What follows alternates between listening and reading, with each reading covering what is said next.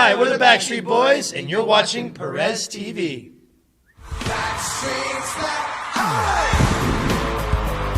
From 1999 to about 2002, we're the biggest band in the world. Nobody thought it was going to be as big as it was. The best-selling boy band in history.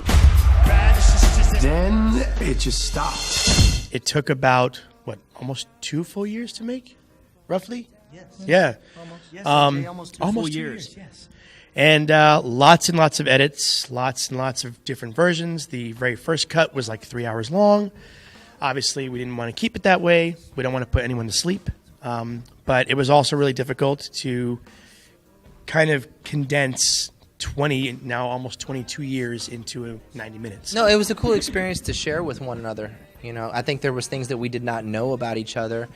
I mean, even though we've been together forever, you know, but going back to where we grew up, or and seeing the things that we had all gone through, it really gave us an understanding of one another to really appreciate and just understand each other a lot better. So it was very cathartic. Brian said it perfectly the other day, and actually while we were filming the documentary, when we were driving on the bus from Florida to Kentucky, Brian was like, you know what?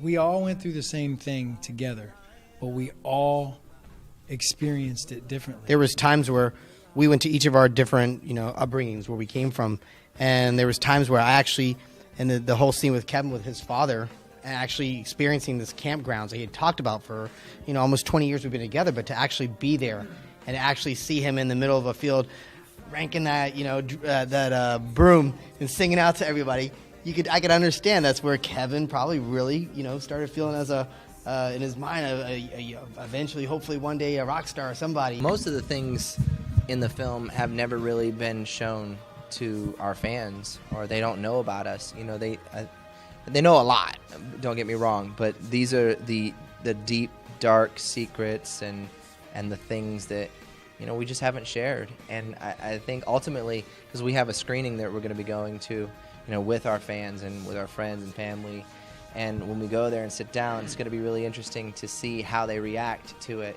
knowing that we are exposing ourselves and allowing ourselves to be vulnerable, and to see if that, how that's going to be perceived. My brother texted me last week, and he was like, he had gotten a link to the film, and he had watched the film, and he was just kind of blown away. And my brother is Kevin's age, and he knows our story.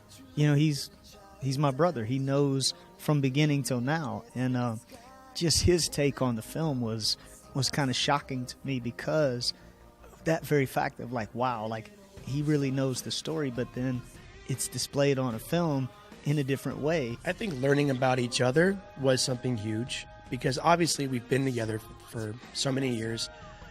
I know Howie's from Orlando. I know these guys are from Kentucky, but that's as far as I know. I know their families. We've done certain venues that are really historical in each of our towns that we grew up in, but that's kind of the extent of it. And now getting to really, really see each of us and where we came from, and that to kind of share that with all of our fans and people that aren't fans necessarily.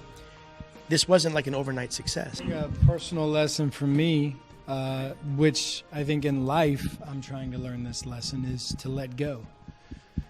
To go for it, to let go, to have no fear, to not try to control every outcome, and just trust. The words from the wise Elsa. Let it go. I think so too. Let it go. Let it go. Let it go. It's a different type of documentary from the films I've seen personally as of late that are like 3D documentaries or more about a live performance. This is really the nuts and bolts of who we are individually and as a group. Now it's you that's